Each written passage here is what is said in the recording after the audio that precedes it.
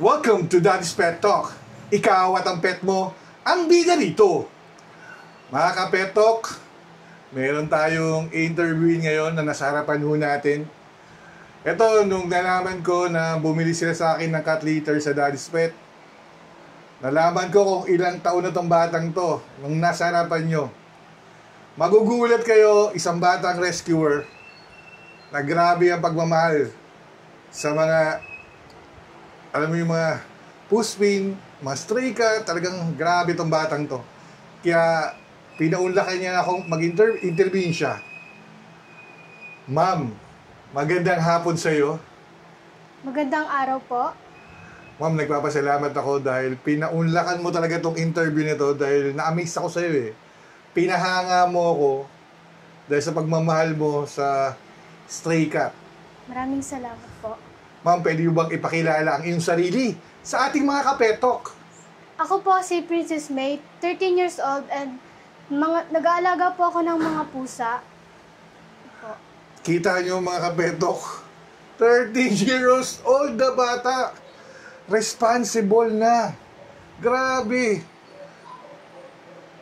Ito ma'am, ang una kong tanong paano ka nagsimula na mag-alaga ng mga pusa or mag-rescue? Pwede mo bang ikwento sa ating mga kapetok at malaman ng ka-pet community kung gaano kalaki ang tinutulong mo sa pet community ng bansa? Simula po nung 11 years old po ako, may stray cat po na pumunta sa apartment namin at naisipan ko pong i-adopt yon kasi po naawa po ako at sobrang liit pa po. Tapos po, suddenly last year po, namatay po siya last November 4, 2024, pinatay po siya. Sino pumatay sa kanya? Di po namin alam. So dahil po doon, mas lalo po akong na-attach sa mga pusa at naisipan ko pong ampunin yung pusang nililigawan po nung pusa ko na si Lily. And yun po, yung that time po, buntis po siya. Tapos yun po, nung last December, may mga stray cats po akong inaalagaan dyan po sa tabi. And last December 16, nabangga raw po yung isa. So, sunod-sunod po silang namatay. So, naisipan ko pong ipa-rescue po sila. Naghanap po ako ng rescuer. So, nakahanap po ako. May nag-guide po sa aking ate. Mga rescuer po sila. So, last December 21, 2024, naparescue ko na po sila naparescue po sila sa Lucas Sanctuary. Tapos, ayun po. Tapos, nung 1 month po ng bagong anak po ni Lily, 3 po sila. Tapos, yun po. Ma'am, ilan na ang pusa na naililigtas mo o nare-rescue mo po, ma'am? 11 na po silang cats. And yung 3 pong cats na una, galing po dun sa mama.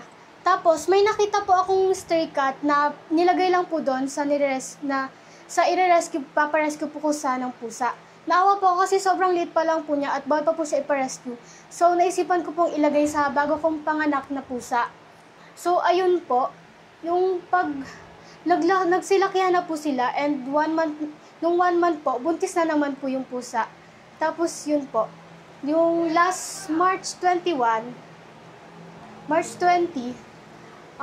nanganak na naman po ulit ng bago yung pusa. And, ayun po, ako po yung nag-asikaso sa mama cat, ako po yung nag-labor sa kanya. Galing naman. Hindi ko po alam kasi akala ko po unti lang yung pusa. So, pagkakita po namin, 6 pong pusa. Kaya ayun po. Inadapt ko na lang din po kasi po, baka po maulit po yung dati na tinapon. Yung first babies ng mga pusa na nilili. And ayun po.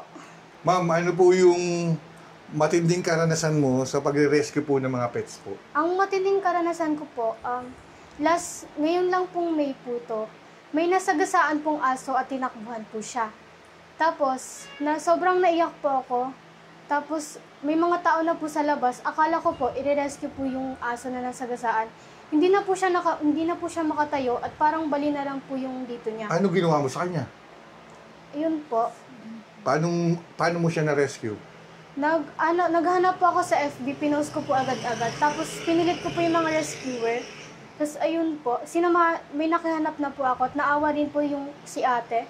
Tinulungan niya po ako at dinala po namin sa vet. Ako po yung nagkarga.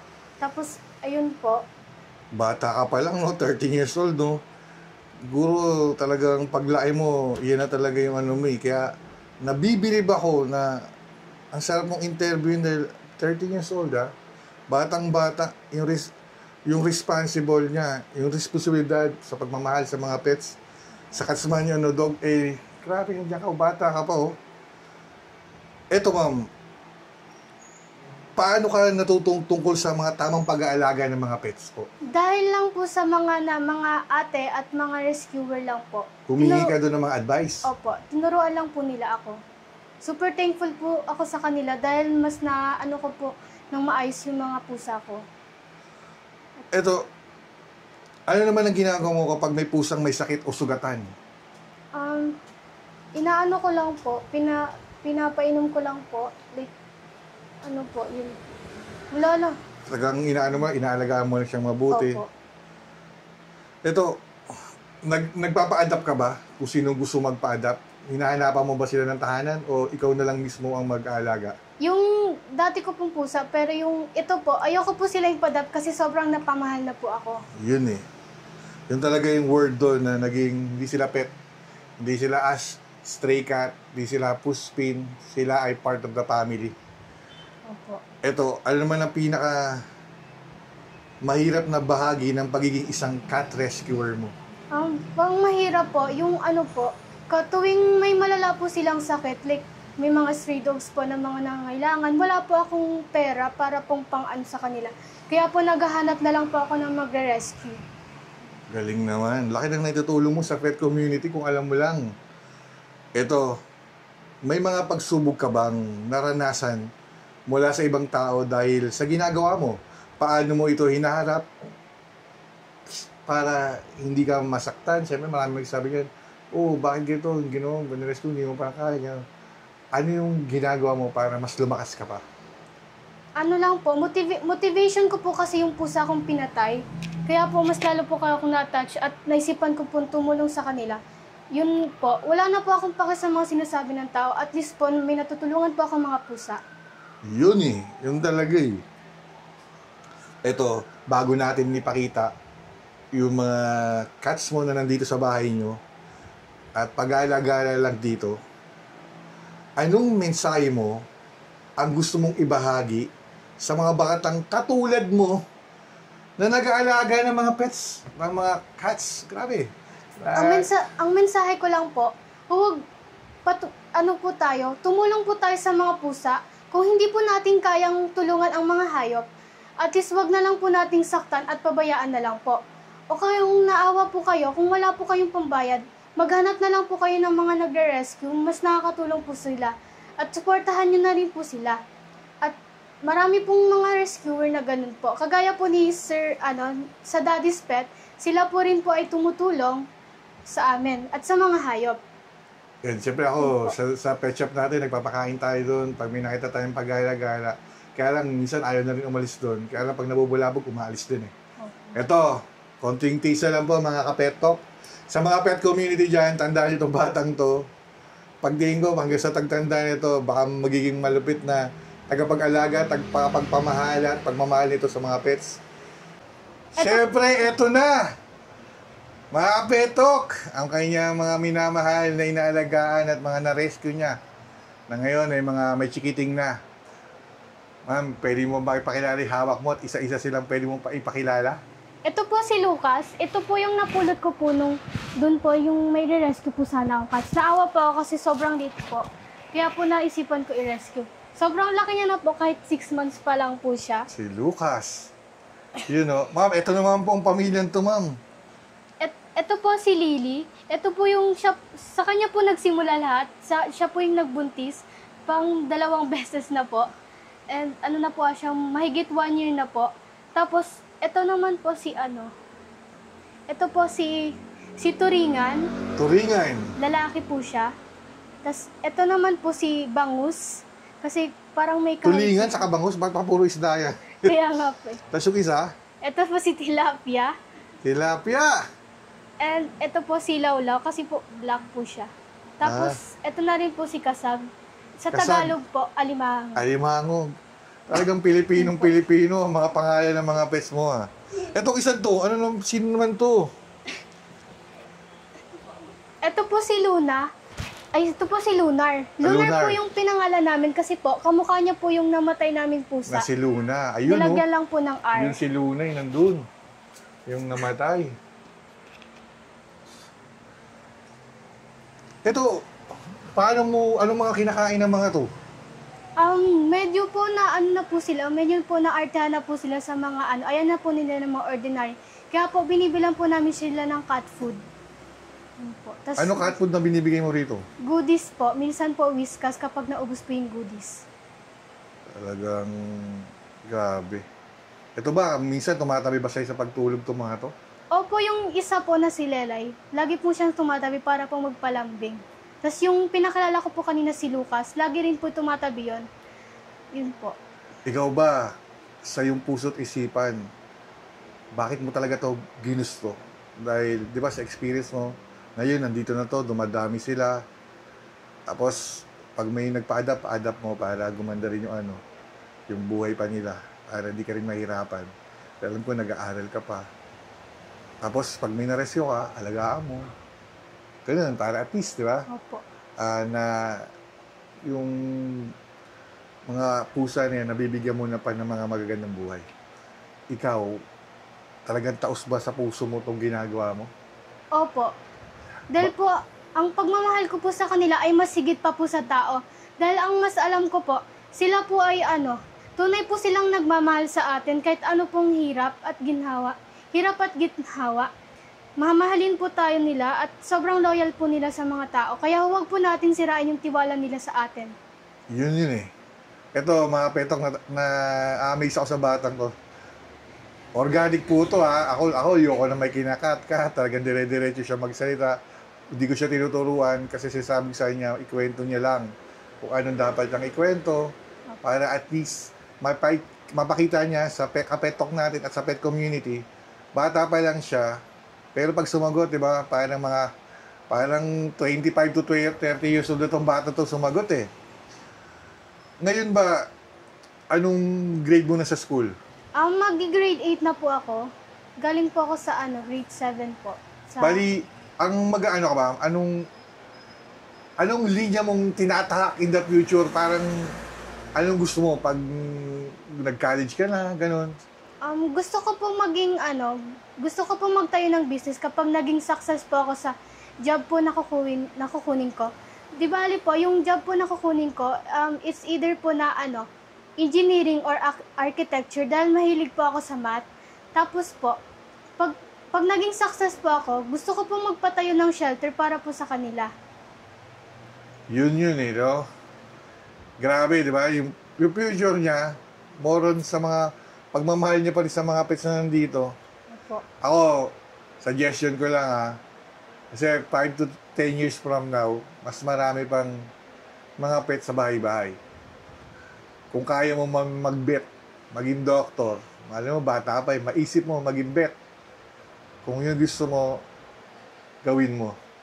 Kasi sa next 10 years to 15 years, grabe need ng doktor kasi sa dami ng mga pets na naaalagaan na sa mga bahay-bahay.